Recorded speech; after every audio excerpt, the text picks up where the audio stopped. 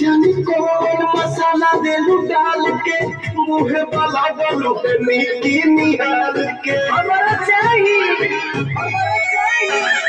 पिए खातिर मोली के पानी मिलेला खाली पवन के अभी संसवानी मिलेला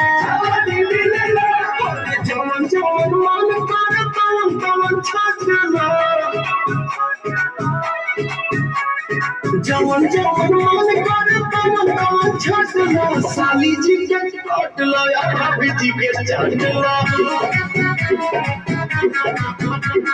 साली जी के काटला या भाभी जी के चाटला